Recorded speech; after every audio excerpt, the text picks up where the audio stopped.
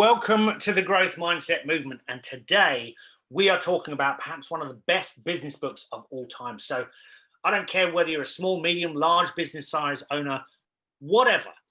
This book is actually one of the books that really helped Russell Brunson massively with his ClickFunnels launch. And it is jam-packed with so many tips which will really help boost sales in your business. It's that good.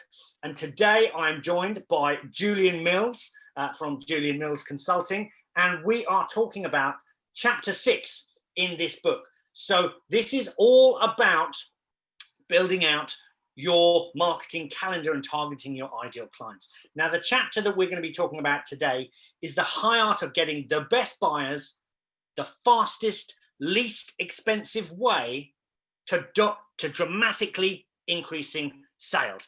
Chapter 6, we're doing a video purely on chapter 6 just today because chapter 6 is that good. You can build your whole marketing campaign around it. And we've got at least top 7 tips from this book that you can use to start planning your calendar now and start really driving in those sales for the rest of the year. So brilliant. Let's get cracking, shall we, Julian? Yeah, get started, Paul. Yeah, great. Okay, fantastic. So if you struggle with the rhythmic acquisition of leads and sales into your business, buy this book. Yeah, definitely. I mean, you can read chapter 6 straight away. So number 1, this strategy, which helped Russell Brunson, is called the Dream 100. Now, basically, whether you target your 100 best clients or your top 20 or whatever, this is all about going after the ideal clients, the best clients. It's not about being all things to all people. It's about being strategic and selective. And what's good about the Dream 100 marketing strategy is it's very similar to the 80-20 principle as well. This is all about really getting selective on who you're targeting. So number 1, that's identify your top clients. Could be top 10, could be top 20, but we're going to call it the Dream 100. Okay, cool. Number 2, build out your ultimate sales machine. So literally, this is rather than just being tactical, scrambling randomly and chucking a few things out there, a few random Facebook ads and all this kind of stuff. This is about literally building your marketing, sales, follow-up and conversion system top to bottom. So it's an ultimate sales machine. It's building out, mapping your marketing calendar top to bottom.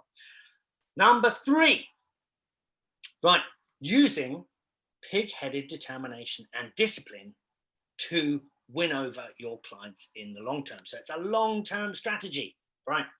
Number 4, using a special and dedicated effort to win over your dream clients. So this is really interesting, and it talks about thinking outside of the box to win people over. And I know, Julian, there's some really interesting chapters in here, and we're going to talk about things like, lump email and direct marketing and stuff like that and how you can use it. So I'm going to very quickly run through these top tips, and then me and Julian are going to give you practical steps about how you can use this in your business. Okay, what number am I on, Julian? I'm on number 4, I think. Number 5. Okay. Yeah. Number 5 is to factor in rejection in your sales process. Literally, you're going to get a lot of no's, right? So it's how to factor in the no's and keep going regardless. Number 6, and that is a massive and diligent follow-up can penetrate any company or market if you are determined enough. And again, we're going to go through all of that in a bit more detail as well. And then finally, number 7, it's about being systematic in your marketing approach.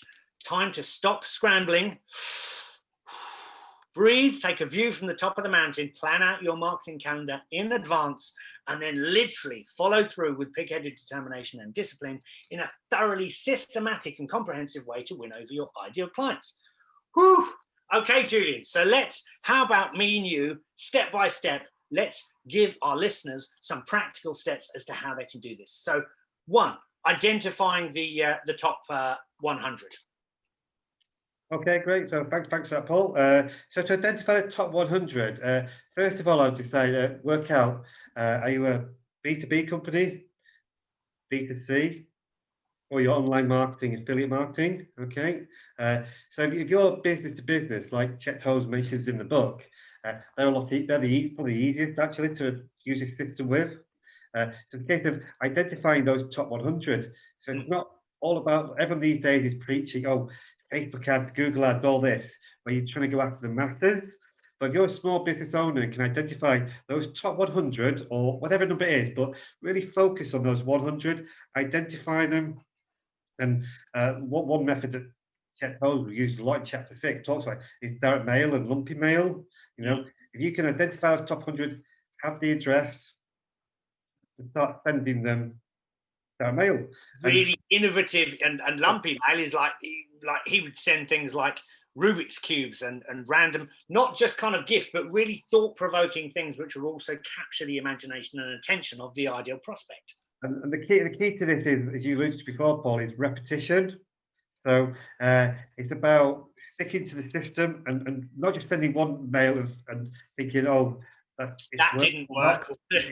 It's a pig-headed determination. Right, this is a program. In chapter 6, he mentions one company he worked with where it was a 5-month program, and the Dream 100 got a direct mail pack every 2 weeks. So over 5 months, we're getting 10 direct mail packs.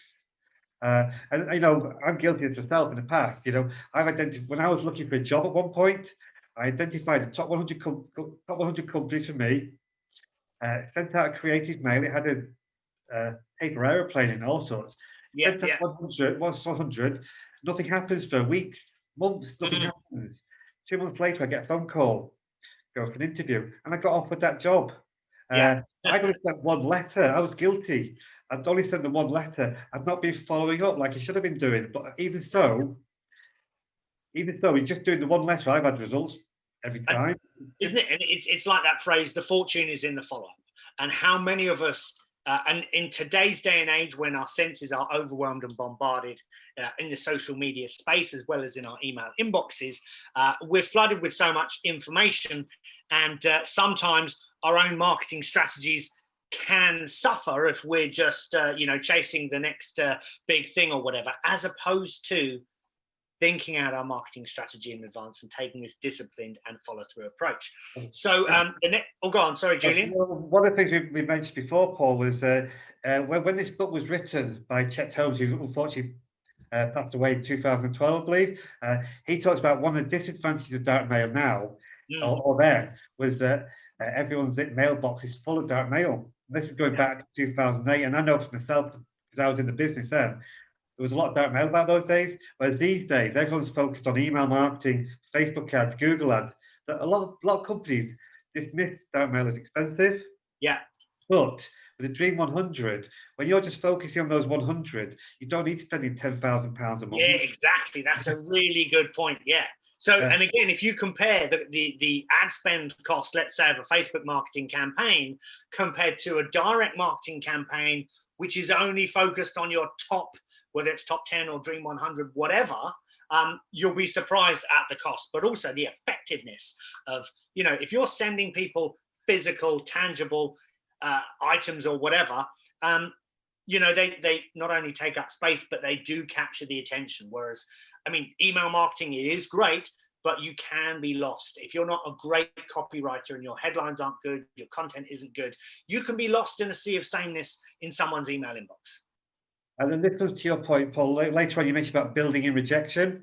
So you send out your first mailing to the Dream 100, and you might get a couple of responses. The 98% or whatever have responded. Well, that's okay, because it's part of your pig-headed determination plan. They're going to get a mailing every 2 weeks, every month anyway, to follow up. The success is in the repetition on this. Yeah, and what I like as well about this, Chet Holmes, for those of you who don't know, he helped Charlie Munger, the other half of Berkshire Hathaway with Warren Buffett. So he helped turn around a couple of failing companies with incredible results. And he even got a film made using the Dream 100 strategy. And as you're reading this, it's so jam-packed with actionable tips and advice. It's brilliant. You just want to start testing it straight away. But literally, the guy's a genius. So the investment in this book is well worth it. You can literally build your whole marketing campaign around it. So we've got the pig-headed determination and discipline, and also where it talks about the special and dedicated effort to the Dream 100. Literally, so there's a story in here about him sending all these little direct mail gifts, or not necessarily gifts. It's not like a bribe or anything, but the whole point is, let's say you're sending them whether it's a Rubik's cube, you could even send them like a little sand kind of timer thing and say, hey, I know you're an entrepreneur and time is important to you. Little things like this, which literally just stay in the mind of the prospect, so that it will be on their desk or something like that, a physical, tangible thing which serves as a regular reminder to your prospect. And here's the thing: when you take the time to really find out the needs of your niche and your ideal clients, and you really take the time to serve them, provide them with genuine value, it's appreciated. It's appreciated, and they will actually respect your determined kind of follow-up. I mean, sometimes people may say, yeah, no, not now, but by continuing building in the rejection, continuing just to provide, really good value and education-based marketing to your prospect, ultimately it wins them over in the long term. So to go back to the very start, Paul, so B2B is one of the easiest, really. It's easy to get a list of businesses and business owners or whatever. B2C gets a little trickier because obviously you're talking more to the masses. So in Chet Holmes' strategy, what I taught for business consumers, take for instance, dentists. So with dentists, what you could do is, if you look at all your current and previous patients, work out, the address of those people. You can then take those postcodes and put them on a map. And you can start on the map. You can start to identify your hotspots where customers are coming from. Now you know your hotspots where your tribe or your hot patients are likely to be living. Then you can start to action on those geographic areas now. So, for instance, you might use Facebook advertising and just target those areas where your ideal patients live. Or you might do door drops in the area, or posters, bus stand posters and things like that. That's great, yeah. And there's examples in the book of, an ideal neighborhood strategy. So whether if you're in kind of real estate or whatever, you target specific areas. Again, so this is laser focused kind of marketing. It's not scattergun, it's highly focused, but repetitive and disciplined over time. So Julian, I mean, as we were talking before the video, in terms of how this could work, this could be as simple as a spreadsheet. It could be as simple as a spreadsheet, literally January, February, March, put in your prospects detail and then religiously follow up with them every month. I mean, of course, you can use, other CRM systems such as, Keep or something like that. Or there are other ones. You can use other ones as well, but it doesn't have to be fancy and it doesn't have to be expensive. The point here is to get started with kind of where you are right now and, just crack on with the spreadsheet, pick up the phone, direct mail, build this campaign out. Okay, so then we've got the massive and diligent follow-up. And it's interesting. I mean, one of the best results I've had with my email marketing, I think I got a sale off of a cold list. So someone who'd been on my list for 10 years at least, and they literally said, "I've always wanted to go on one of your wildlife tours. Never had the money. Had a windfall in cash. Now's the time." So it just goes to show, you never know, as long as you kind of keep putting this stuff out there, keep putting your products or services and, providing value to your prospects, you can obviously reap the rewards over the long term. I've got a similar story like that, Paul, where we were selling a membership program and there was pretty constant emails we were sending out. One lady came back to me and said, "Well, I had to buy it, you just kept in touch so often." I looked at the history on the system and she has 40 emails. It takes 40 emails before she purchased. So, that's the beauty about the automation. It makes that's a really good, and it's interesting, isn't it? Because how many times, and I guess we're all guilty of it, we're always looking for the new win. And if you don't win over a prospect in the first 2 or 3 times, how many of us have just let them let them go and continue to pump lots of money into whether it's Facebook ads or what have you, when in actual fact, if you do just build out your ultimate sales machine from the beginning with a little bit more forethought, you can kind of factor in the rejections, win people over in the long term. Because again, it's a super competitive world right now. So being disciplined and determined will really help improve your not only lead generation, but also results in the long term. And then, Paul, we move on to the affiliates and the influencers with the exactly. So yeah, we mentioned how Russell Brunson. There's a great video, and we'll put the link somewhere here as well, where Russell Brunson is as effusive as we are talking about this book. He's like, oh my God, the Dream 100 is incredible. And he starts telling everyone about Chet Holmes, starts telling everyone about the strategies in this book and how they helped him massively launch and scale ClickFunnels to be one of the biggest, how would you call it? One of the biggest kind of programs of its kind today. But it's incredible. And literally, he talks about the affiliate strategy. So if you are wanting to grow a platform, maybe you're a podcaster, you can also use this for a joint venture strategy, for you to kind of JV, target other podcasters, do JV campaigns with their lists and in turn massively grow your list as well. So there's so much you can do with this, whether B2B, B2C, or if you've got a JV, a joint venture or affiliate strategy as well. So is there anything else that you can think of, any other tips that we can, apart from to go and get this incredible book, because you can literally map out your marketing calendar and pay attention to chapter 6. I'd go ahead and read chapter 6 even before you read the rest of the book. But is there anything else we can give the listeners before we wrap up? Yeah, one thing I took was the education marketing. So Chet Holmes talks about you sending out the direct mail to your prospective top 100, and then you've got to deliver something to them. So he was like selling reports. He was like selling, the direct mail was selling to get an appointment to see a buyer. And it wasn't just a case of going in and buy our stuff. It was all about they had some valuable information to impart about their industry. So the buyers had to have that meeting because they were going to get something so valuable from it. That's really good. So that's a really good example. Literally, Chet Holmes took the time, once he'd identified his ideal clients, he identified the main kind of issues and challenges affecting that industry.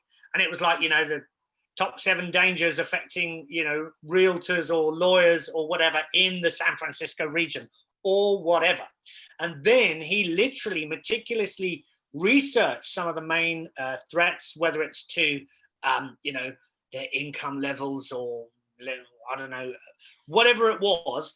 But he took the time to prepare a very well-researched report and sent this to his ideal clients. And if someone took the time to kind of research your industry and put together a report like that and offered to give you a free kind of report or something like that, as well as educate you on something, you'd be like, well, yeah, sure, why not? And so it's a really good strategy. The education-based marketing strategy helps people win in the long term, and especially online today, where everyone's going for the quick sale and all this kind of stuff. Taking the time out to get to know your ideal client, build the relationship, nurture the prospect, and really deliver them value, is going to be really beneficial for you and your prospects in the long term. So I think that's great. There's so much here, as we've said, the top 7. There's probably a hell of a lot more tips than that. Just Paul, on your last point there, where Chet was talking about education marketing and getting a sales meeting in person. I took that was a few years ago now, 2008, I believe, the book I've got. But nowadays, it's not about sales meetings, especially the pandemic. It's about webinars. So it's about delivering that content in a webinar. And that's super powerful to me. And actually, Julian, do you mind if I share some of your innovative approaches, something that you've used, which I think is fantastic? So one of the things, you know, there's that wonderful phrase, people never forget how you made them feel, right? So Julian has incorporated in his lump email strategy. I think you were sending out some kind of luxury tea or coffee or something with a QR thing to your website and said, hey, I want to educate you with your marketing. By the way, it may take a little bit of time, so here's a cup of tea or something.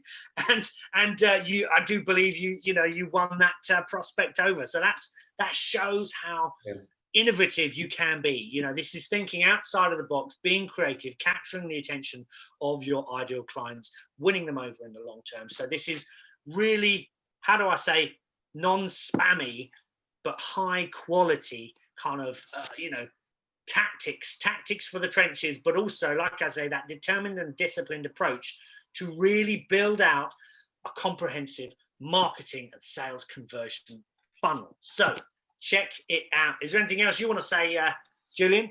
I think we've gone through all my notes. I just say that's probably one of the best chapters in the book, chapter 6, definitely. Boom. Get it, guys. You'll thank us.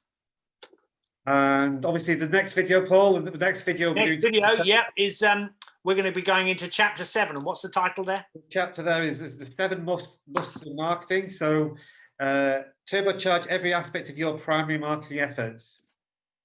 Fantastic. Join us next time, guys. Cheers now.